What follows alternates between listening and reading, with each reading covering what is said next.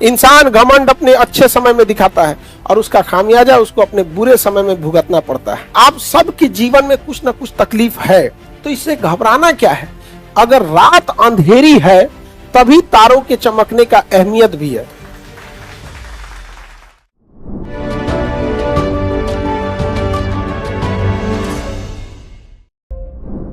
हमको सबसे बड़ा गिफ्ट चाहिए आप लोग की नौकरी।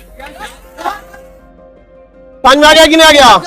तो सारे लड़के लोग लड़की लोग ऑनलाइन ऑफलाइन जहां भी हैं, सबसे बड़ा हमारे लिए गिफ्ट होगा, आप अपनी सैलरी से माता पिता के हाथ में एक बार पहली सैलरी रखिए, वो मेरे लिए सबसे बड़ा गिफ्ट होगा। अभी आप लोग के लिए ठीक ठाक समय है। समय ठीक ठाक इसलिए है कि अभी आप लोग नए नए आए हैं पटना के लिए, नए नए आए हैं।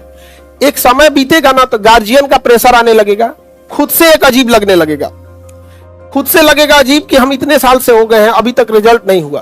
तो खराब समय में ही अच्छे समय में अपने खराब समय की तैयारी कर लीजिएगा। और जो गलती पूरे बिहार वाले कर रहे हैं वो नहीं करेंगे।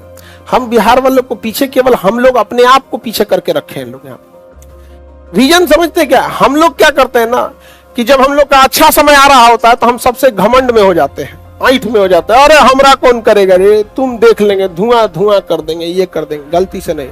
इंसान घमंड अपने अच्छे समय में दिखाता है और उसका खामियाजा उसको अपने बुरे समय में भुगतना पड़ता है। हम लोग देखिएगा आज अपने गांव मोहल्ला में देखिएगा, शहर में, रिश्तेदार में देखिए, एक दूसरे से जलन जरतुआ ही रख रहा है। जानते हैं क्यों? क्योंकि उसका ठीक समय चल रहा है।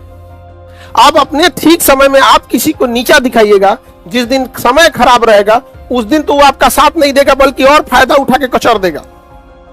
और ये चीजें इतनी बड़ी पैमाने पे हो रही है जिस वजह से कोई किसी के साथ नहीं दे रहा है। इसलिए कभी किसी का मजाक नहीं उड़ाइएगा यहाँ पर। और आप सबके जीवन में कुछ ना कुछ तकलीफ है, तो इससे घबराना क्या है। अगर रात अंधेरी है तभी तारों के चमकने का अहमियत भी है कि नहीं?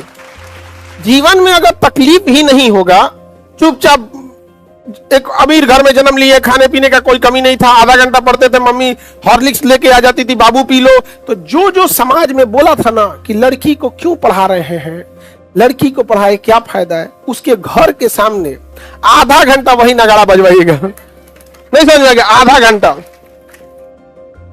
बहुत सारे लड़कियों को लोग पढ़ाई से रोक देते हैं।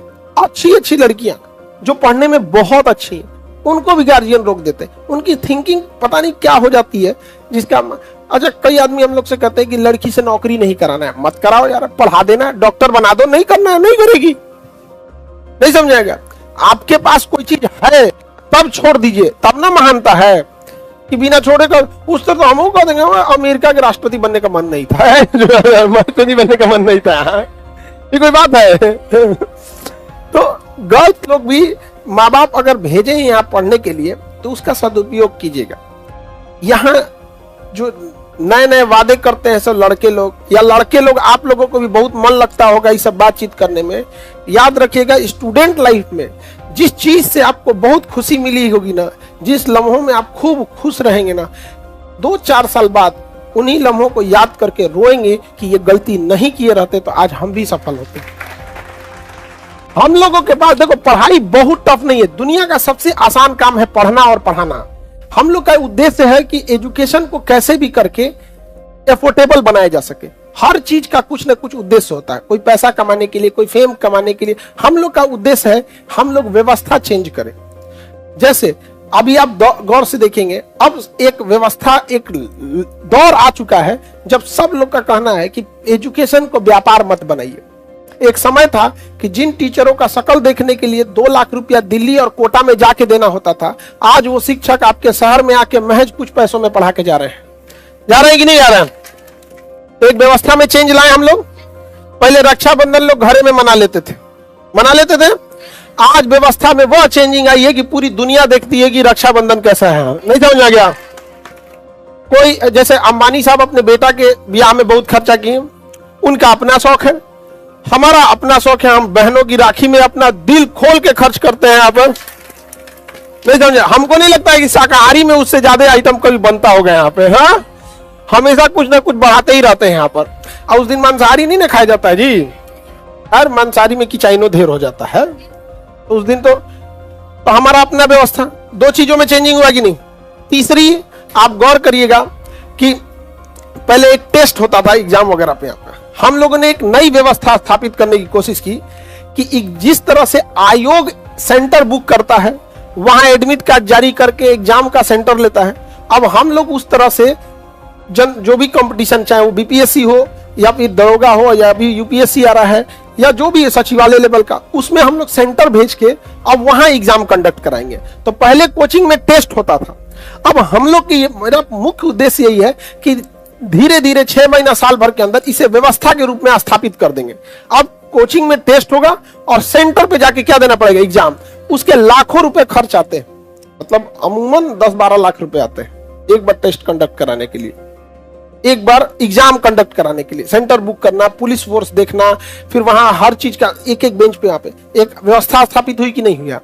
पहले लगता था कि कोचिंग में पढ़ाई होती है, आज भी पटना का जितना भी बड़ा अस्पताल हो, जब उसके यहाँ ब्लड खत्म हो जाता है तो लोग कहते हैं कि चल जाओ भैया, लास्ट ऑप्शन चल जाओ यहाँ खान सर के पास, लास्ट ऑप्शन जाओ यहाँ पे, यहाँ आज के लिए जाओ यहाँ पे। होता है, उसके 1-8% होते होंगे जो मिसयूज के लिए भी आ जाते होंगे। हालांकि अनुभव हमें सिखा दिया है कि अब कोई आता है तो हम कहते हैं कि भैया देखो, हमको एक पूरा डॉक्टर का प्रिस्क्रिप्शन से अब हम लोग को भी पता चल जाता है कि हाँ भैया इनको सच में जरूरत है कि नहीं है। तो एक व्यवस्था चेंज हुआ कि नहीं हुआ। तो कहीं पे भी आप रहिएगा, चाहे जिस डिपार्टमेंट में आप जाइए, वहां कोशिश कीजिएगा कि कोई एक व्यवस्था चेंज करे।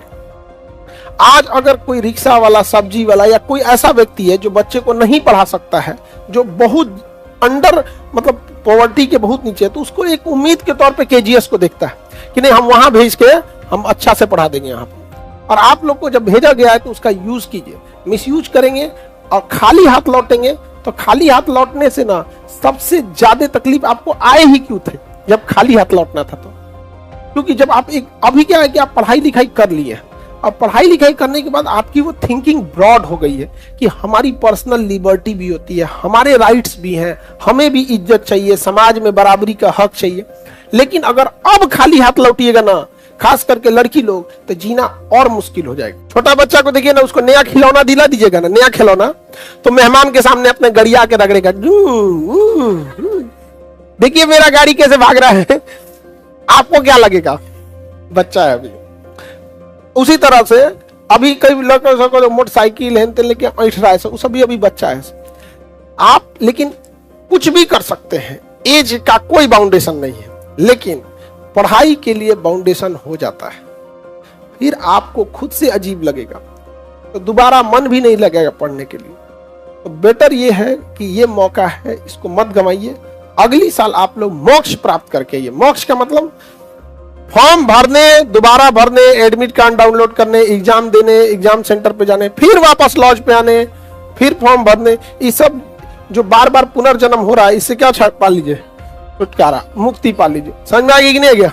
नहीं तो लड़का लोग तो कहीं ना कहीं कामयाब हो जाता है। कामयाब इन द सेंस, लड़कों से क्या उम्मीद किया जाता है, गार्जियन इनकी खुशी, बाहर में जाए सभी सब कामयाबी, ये कमाएगा नहीं ना तो इसका जीवन नरक है, इसका जीवन एकदम नरक है। यहाँ पर एक उदरिया कह रहा है, यस सर, अरे बकलवा,